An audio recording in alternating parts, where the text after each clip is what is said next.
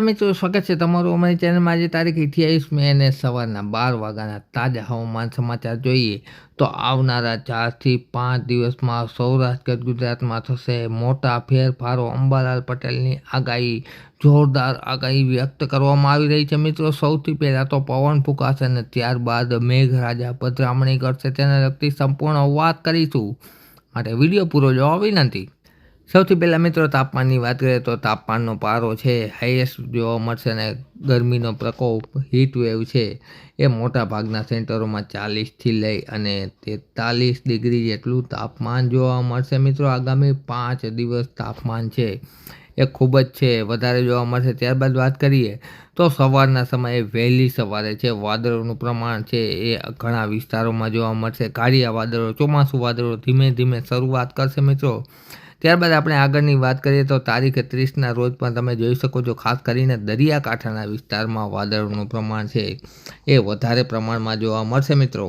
ત્યારબાદ મિત્રો આવી મુખ્ય વાત પર તો 29, 30 અને 31ના રોજ પવનનું પ્રમાણ છે વધારે પ્રમાણમાં જોવા મળશે। અરબી પવનનો શુદ્ધ ઉત્તર ગુજરાત સાથે સાથે કચ્છ તેમજ સૌરાષ્ટ્રના દરિયાકાંઠાના લાગુ વિસ્તારોમાં અને દક્ષિણ ગુજરાતમાં સારા એવા ફૂંકાશે।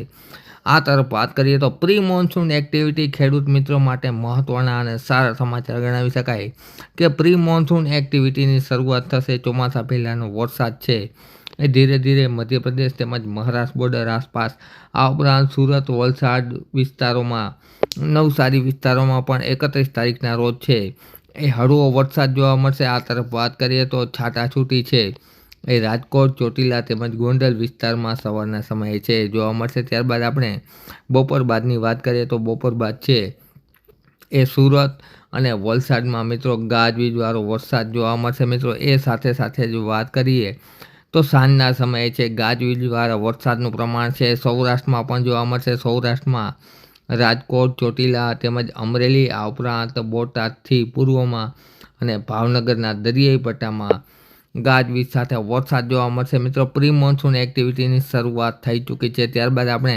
આગળ વાત કરશી 1 જૂનની તો 1 જૂનના રોજ બપોરના સમયે છે એ ગુજરાત રિજિયન વિસ્તારમાં, જેમાં અમદાવાદ, દાહોદ, વડોદરા તેમજ બનાસકાંઠા, સાબરકાંઠા સહિતના વિસ્તારોમાં, મહેસાણામાં પણ હળવો ગાજવીજવાળો વરસાદ જોવા મળશે મિત્રો। ત્યારબાદ આપણે વાત કરી સાંજના સમયે છે એ વધારે પ્રમાણમાં એક્ટિવિટી જોવા મળશે સાબરકાંઠા અને બનાસકાંઠા તેમજ ગાંધીનગર આસપાસના વિસ્તારોમાં, દાહોદમાં, છોટાઉદેપુરમાં, મધ્યપ્રદેશ અને રાજસ્થાન બોર્ડર આસપાસના વિસ્તારોમાં ભારે ગાજવીજવાળો વરસાદ જોવા મળશે। આ સાથે તે 1 જૂનના રોજ છે એ કાલાવડ આસપાસ, રાજકોટ તેમજ સાથે સાથે ભાવનગર, આ ઉપરાંત બોટાદ પંથકમાં, અમરેલી, બાબરા પંથકમાં પણ ગાજવીજવાળો વરસાદ છે એ શરૂ થશે મિત્રો। આ વરસાદ છે એ સીમિત વિસ્તારમાં હશે, પરંતુ ઘણા વિસ્તારોમાં એકંદરે એમ કહી શકાય જોવા મળશે। ત્યારબાદ આપણે 2 તારીખની વાત કરીએ તો તમે જોઈ શકો છો 2 જૂનના રોજ છે ઘણા વિસ્તારમાં ગાજવીજવાળો વરસાદ થશે। પ્રી મોન્સૂન એક્ટિવિટીમાં રાજકોટ, ચોટીલા, ગોંડલ તેમજ જૂનાગઢ, વંથલી, અમરેલી, આ ઉપરાંત ધોરાજી સહિતના વિસ્તારોમાં, બોટાદમાં, સાથે સાથે દક્ષિણ તરફ આપણે વાત કરીએ તો સૌરાષ્ટ્રના દક્ષિણના વિસ્તારોમાં તુલસીશ્યામ, ધારી, સાવરકુંડલા, રાજુલા, ઉના તેમજ મહુવા, જેસર પંથકમાં, વિસાવદરમાં, ગીરના જંગલોમાં પણ ગાજવીજવાળો વરસાદ છે એ જોવા મળશે મિત્રો। ત્યારબાદ આપણે ફરીથી સાંજની વાત કરીએ તો સાંજના સમયે પણ વરસાદી એક્ટિવિટી છે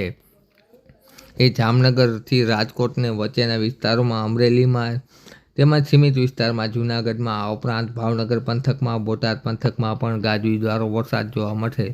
ટૂંકમાં વાત કરીએ તો 1 જૂનથી સારો એવો છે એ પ્રી મોન્સૂન એક્ટિવિટીનો વરસાદ શરૂ થવાનો છે, અંબાલાલ પટેલની મોટી આગાહી છે। અને ત્યારબાદ અવિરત છે એ કેટલા દિવસ સુધી ચાલુ રહેશે તેને લગતી વાત છે અમે આવનાર વિડીયોમાં તમારી સમક્ષ રજૂ કરતા રહેશું, માટે અમારી ચેનલ સબસ્ક્રાઈબ કરી વિડીયો લાઈક તથા શેર કરી દેજો મિત્રો। વિડીયો જોવા બદલ ખૂબ ખૂબ આભાર।